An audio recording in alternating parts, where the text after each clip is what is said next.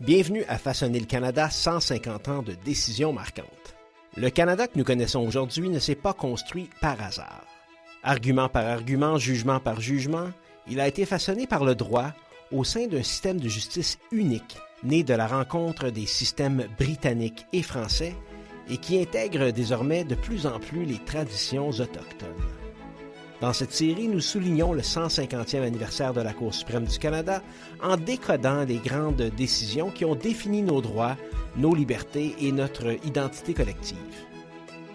Droits criminels, droits autochtones, partage des compétences, des arrêts qui ne sont pas que de l'histoire ancienne. Ils façonnent encore notre quotidien. Je suis votre animateur Hugo Martin et à travers des rencontres exclusives avec les 9 juges de la Cour suprême et des experts constitutionnels, nous explorerons le contexte de ces jugements, leur impact et leur résonance aujourd'hui.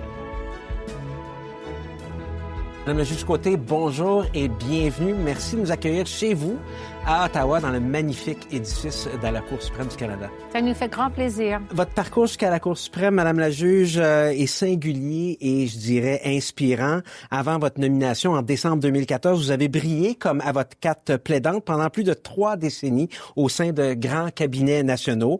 La représentation rigoureuse des intérêts de vos clients ont marqué votre carrière jusqu'à vous mener à siéger à la plus haute cour du pays. Vous êtes la première femme à avoir été nommée directement de la pratique privée à la Cour suprême. Comment votre expérience unique d'être passée directement de la pratique active à la magistrature suprême influence-t-elle votre approche des dossiers et votre perspective sur le rôle de la Cour dans l'interprétation et le développement du droit pour la société canadienne? Je dirais que ça l'influence sur un plan pratique. Alors évidemment, quand je suis arrivée ici à la fin de l'année 2014, de façon tout à fait inattendue, et à l'époque, on ne demandait pas là, d'être nommé à la Cour suprême en remplissant un formulaire comme le système en place aujourd'hui. Alors pour moi, c'était un peu une surprise puisqu'une semaine avant, j'avais aucune idée que la semaine suivante, je serais juge à la Cour suprême du Canada. Alors, quand je suis arrivée ici, sans avoir été juge comme tous mes autres collègues à l'époque, parce que mes 8 collègues de l'époque avaient tous été juges à des cours, soit à une cour d'appel provinciale ou à la Cour supérieure, moi, j'arrive et je viens directement des tranchées. J'étais très préoccupée par l'aspect pratique, non seulement les conséquences sur les partis, mais aussi les conséquences sur les autres Canadiens et Canadiennes qui seraient touchés par la question qui nous était soumise par les plaideurs. Alors, ma formation m'amenait à penser quelles vont être les conséquences de cette décision qu'on va rendre. Oui, ça va régler le problème entre les partis, mais est-ce que ça va le régler aussi pour d'autres Canadiens et d'autres Canadiennes? Ça m'influence toujours, même si ça fait presque 11 ans maintenant que j'ai quitté les tranchées pour venir ici. C'est quelque chose dont je suis toujours soucieuse. Et parfois, certains de mes collègues, peut-être un peu moins aujourd'hui, mais dans les premières années, me disaient « Suzanne, mais tu n'as jamais cessé d'être une avocate de litige. » Et j'ai dit « Merci beaucoup, je prends ça comme un compliment et j'espère que je cesserai jamais parce que même si j'argumente plus devant un ou une juge, j'argumente avec mes collègues parce que, évidemment, quand on entend une affaire, on est préparé.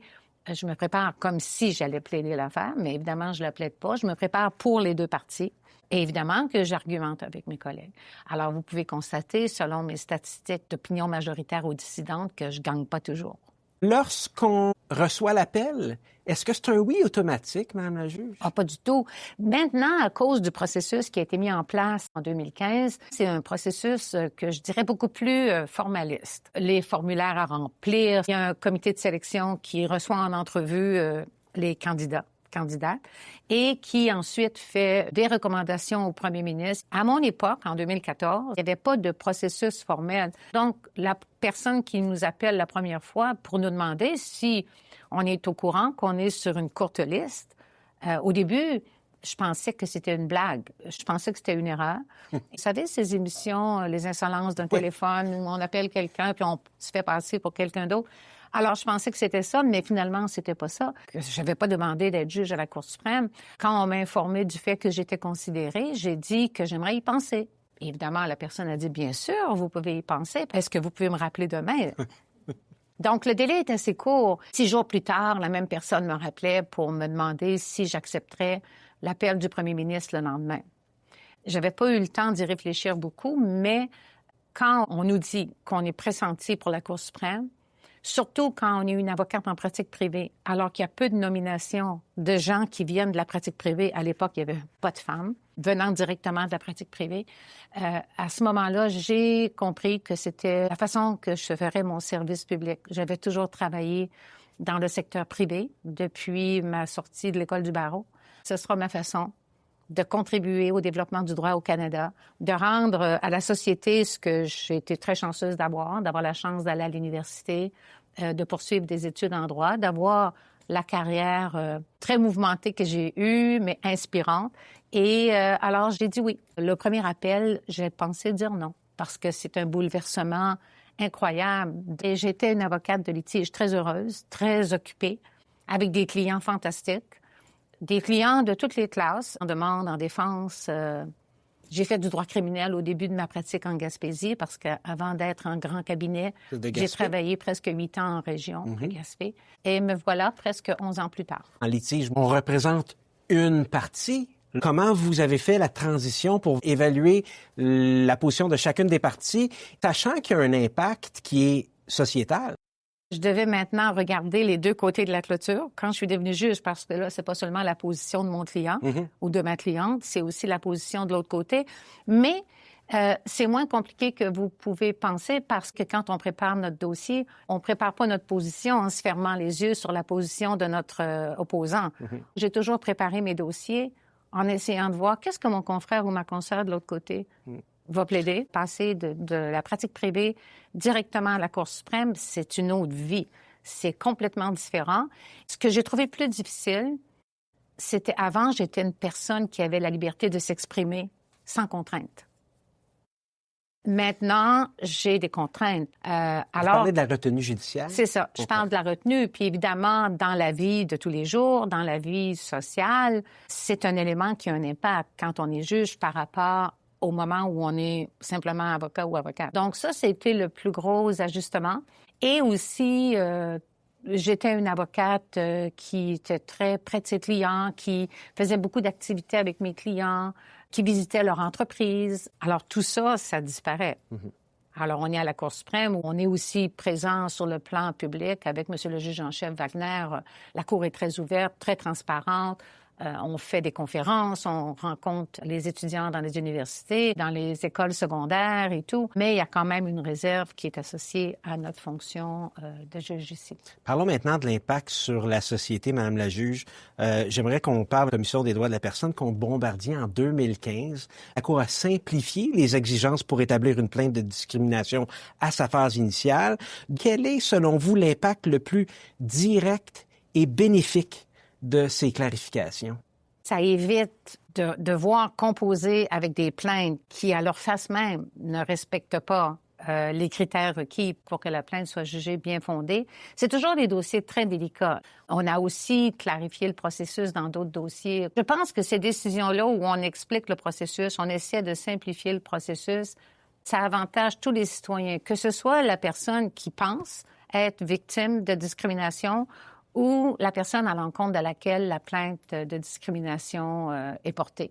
Alors, ce qu'on a voulu faire dans ce dossier-là, c'était vraiment clarifier pour dire oui, il y a des droits qui sont protégés par les chartes des droits et libertés, mais il y a un certain processus à suivre avant qu'une plainte soit considérée fondée. Vous êtes distingué par la clarté de vos analyses. On comprend bien la réflexion derrière vos décisions. Vous avez aussi des opinions dissidentes qui sont robustes, tout aussi réfléchies. Vous avez même souligné l'importance de la diversité des perspectives au sein de la Cour pour le développement du droit. En quoi la divergence d'opinion est-elle garante d'une meilleure justice? Moi, je pense que c'est définitivement garant d'une meilleure justice. Évidemment, il y a des dossiers où la Cour est unanime. Mais il y a beaucoup de dossiers où la Cour est divisée. Et quand je dis divisée, je ne dis pas ça de façon négative, là. Nous sommes 9. La loi sur la Cour suprême prévoit qu'on doit être 9. Si il fallait toujours être unanime, ce serait inutile d'en nommer 9. Alors donc, on est souvent requis de statuer, de trancher des questions qui souvent divisent la société canadienne. Alors, dans des grands enjeux de société où, comme je vous le disais, la société canadienne est souvent divisée, il n'est pas étonnant que les 9 juges de la Cour suprême, nous ne soyons pas unanimes. Nous sommes 9 personnes différentes, on vient tous de milieux différents, on a vécu des expériences différentes. Évidemment, quand on est saisi d'une question, on doit faire abstraction de nos opinions personnelles. Il est arrivé des dossiers où j'ai pu écrire une opinion majoritaire ou une opinion dissidente, où la décision que j'ai décidé de prendre allait à l'encontre de mon opinion personnelle sur le même sujet. C'est notre devoir de décider à la lumière du dossier, de la preuve qui est faite devant nous, des arguments qui nous sont présentés. Et il arrive que je ne pense pas comme mes collègues. On a juste une façon différente de voir les choses. Vous nous disiez que si vous n'aviez pas eu l'option d'être dissidente ou d'avoir un système qui permet les dissidences, ça aurait été probablement un non de siéger à la Cour suprême? J'aurais probablement dit non. Il y a d'autres cours suprêmes dans d'autres systèmes, entre autres en certains pays d'Europe, où eux ont le droit d'exprimer leur désaccord entre eux, les juges, mais n'ont pas le droit lorsque la décision est rendue. Alors, le citoyen, le justiciable, qui reçoit la décision ne sait pas s'il y avait quelqu'un qui acceptait les arguments. Pour moi, la définition de ce grand principe de notre système qu'est l'indépendance judiciaire signifie que le juge doit être non seulement à l'abri de pression extérieure, mais à l'abri de pression au sein de sa propre cour et pouvoir rendre la décision que ce juge-là, à la lumière de son analyse du dossier, à la lumière de sa conscience, pense qu'il ou qu'elle doit rendre. Alors, c'est la façon dont je vois mon rôle. Vous avez parlé tantôt du dossier Bombardier. C'était ma première opinion majoritaire que j'ai écrite à ce moment-là avec celui qui est devenu notre juge en chef, le juge Wagner. Peu de temps après, j'ai commencé à écrire des opinions dissidentes. Alors, évidemment, les gens qui me connaissaient ont commencé à faire un peu des blagues là-dessus, mais pour moi... il y a des années où j'ai écrit plus d'opinions dissidentes. Par contre, il y a d'autres années où j'ai écrit plus d'opinions majoritaires. Moi-même, je ne tiens pas les statistiques. C'est souvent les professeurs de droit qui écrivent des articles sur nous. Mais une chose est certaine, j'écris beaucoup. Donc, ça fait plus de travail. Réfléchissons maintenant à l'historique, les 150 ans de la Cour et sur la manière dont les dissidences contribuent à l'évolution progressive du droit, à la transparence pour amener de la légitimité. On comprend qu'une opinion dissidente d'il y a une vingtaine d'années est peut-être devenue un courant majoritaire. Un très bel exemple qui est dans l'esprit de tous les gens, c'est l'aide médicale à mourir. En 1993, cette Cour a été saisie de la question dans l'affaire de Mme Rodriguez. Une majorité de la Cour, parce qu'il y avait des opinions dissidentes à ce moment-là, dont celle de Mme la juge McLaughlin, qui n'était pas encore juge en chef. Et à ce moment-là, l'aide médicale à mourir était toujours considérée comme un crime au code criminel. Une majorité de la Cour avait refusé de déclarer que cette disposition du code criminel était inopérante en raison de l'article 7 de la Charte. 22 ans plus tard, en 2015, j'étais juge, mais j'ai pas siégé sur cette affaire-là parce que l'audition avait eu lieu juste avant ma nomination, même si la décision a été rendue après. Mais en 2015, dans l'affaire de Carter, la même disposition du Code criminel était inconstitutionnelle, eu égard au même article 7 de la Charte. Alors, ça démontre que en 2015, pour toutes sortes de raisons, la société avait évolué, les valeurs avaient changé, la Cour a pris carrément une position différente. Revenant maintenant après ma nomination, puis mes premières opinions dissidentes, en droit administratif, c'était une période pour moi très prolifique les premières années où j'étais ici, parce que pour moi, la norme de contrôle en droit administratif et toutes ces causes qui opposent le citoyen ou le justiciable à l'État, c'était quelque chose de vraiment significatif. J'en avais fait beaucoup pendant ma carrière. J'ai commencé à écrire des dissidences dans plusieurs de ces dossiers. Parfois, je les écrivais seule et à d'autres moments, je les écrivais avec d'autres collègues, dont le juge Russell Brown et monsieur le juge Malcolm Rowe. On a plaisir à penser que ces opinions dissidentes-là en droit administratif, c'est ce qui a amené l'ensemble de la Cour à décider à un moment donné d'accorder la permission d'appeler dans l'affaire Vavila pour voir si on devait reconsidérer tout ce que la Cour avait dit en droit administratif, incluant dans le fameux arrêt d'Unswir. Alors donc, j'exprimais plusieurs opinions Et finalement, on a entendu Vavilov et on a fait une transformation assez majeure au niveau du droit administratif. Je dis transformation majeure parce que il y a quand même d'autres questions qui nous sont soumises en droit administratif, dont l'affaire de Hauer contre Hauer et Transalta contre Alberta, oui, où il était encore question de la norme de contrôle, mais cette fois-ci pour contrôler la légalité de règlement. Et dans ces dossiers-là, c'est moi qui, à la demande du juge en chef, a écrit les opinions unanimes dans les deux dossiers parce qu'on complétait le travail qu'on avait commencé dans Vavilov. Donc, en droit administratif, j'ai plaisir à penser que les dissidences ont amené la Cour à évoluer dans ce domaine-là. Et il y a d'autres décisions où on avait une disposition interprétée en matière de prescription dans les dossiers d'agression sexuelle au Québec quand la victime est morte ou quand l'agresseur est mort. Alors, on avait une disposition à interpréter, puis je crois que c'est mon collègue, le juge Gascon, qui avait écrit la majorité, et moi, j'avais écrit l'opinion dissidente. Pour moi, la disposition était très obscure, et j'avais écrit que le législateur québécois aurait intérêt à préciser, parce que c'est le rôle du législateur. C'est pas notre rôle à nous. Nous, on peut interpréter, mais on peut pas amender la loi. Et effectivement, l'amendement a été accordé au Code civil. Ça démontre que on peut aussi faire du chemin au niveau de l'évolution du droit avec des opinions qui ne sont pas nécessairement partie de la majorité. Il est impossible que chacun des 9 juges écrive une opinion dans le même dossier, là. Il faut qu'on dise « voici ce qu'est le droit » et qu'on le dise de façon majoritaire et de façon claire. C'est la seule exigence. Pensez-vous que la Cour est bien équipée pour soutenir et contribuer à l'évolution de la société, notamment avec tous les changements technologiques qui... Je pense qu'on est bien équipé ici. Avec M. le juge en chef Wagner, il a mis en place plusieurs choses. Puis je dois dire qu'au plan technologique à la Cour suprême, ça va extrêmement bien. Regardez, quand on a eu la pandémie, nos auditions ont été suspendues pendant quelques mois, mais ça n'a pas pris beaucoup de temps avant qu'on s'organise et qu'on puisse faire les auditions. Et on a retenu certaines des choses qu'on a mises en place au cours de la pandémie au niveau de développement technologique. Mais c'est sûr qu'il y a beaucoup de questions qu'on aura à trancher dans l'avenir qui sont dues justement à l'évolution technologique très rapide, à l'intelligence artificielle. Comment on va composer avec tout ce que l'intelligence artificielle apporte comme avantage, mais aussi comme problème possible dans des dossiers. Je pense, par exemple, à une décision, puisqu'on parlait de dissidence, on a rendu une décision en matière de charte, en matière de droit criminel, et c'était la confidentialité d'une adresse IP. On est arrivé 5-4 là-dessus. J'ai écrit pour les 4. C'est une avancée technologique. Alors, tous ceux qui contestent les saisies, perquisitions en disant que ça contrevient à l'article 8 de la Charte, que c'est abusif. Donc, on voit qu'il y a 2 courants de pensée à la Cour lorsqu'on lit cette décision-là. Et comment ça va évoluer dans le futur, je ne sais pas.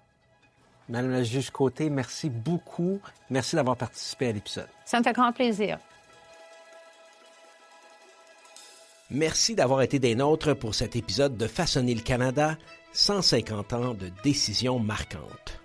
Comme nous l'avons vu aujourd'hui, le droit n'est pas statique, il est vivant. Chaque décision de la Cour suprême ajoute une pierre à l'édifice de notre société.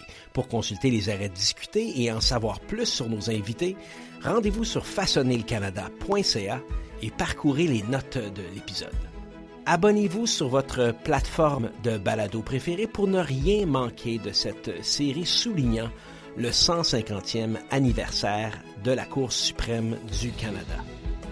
Merci à tous ceux et celles qui ont contribué à ce projet, notamment la Cour suprême du Canada, le très honorable Richard Wagner, juge en chef du Canada, les honorables Nicolas Casirère, Suzanne Côté, Andromaque Karakatsanis, Sheila Martin, Malcolm Rowe, Mahmoud Jamal, Michel Obonzawin, Mary Moreau, les professeurs Louise Langevin, Jocelyn Downey, Carrie Frock, Naomi Metallic, Karen Drake, Denis Nadeau, Félix Mathieu, Éric Labelle-Eastaff, Marcus Moore, Joel Bakken, Howie Kislowitz, Richard Moon et François Tanguay-Renaud. Merci aussi à Maître Michel Lebrun, Mesdames Sandrine Raymond, Laurence Laperrière, Laurence Thériault, M. Peter Warren et la productrice Madame Constance Saint-Pierre. Ce projet a été rendu possible grâce au gouvernement du Canada. Ici Hugo Martin et je vous dis à la prochaine.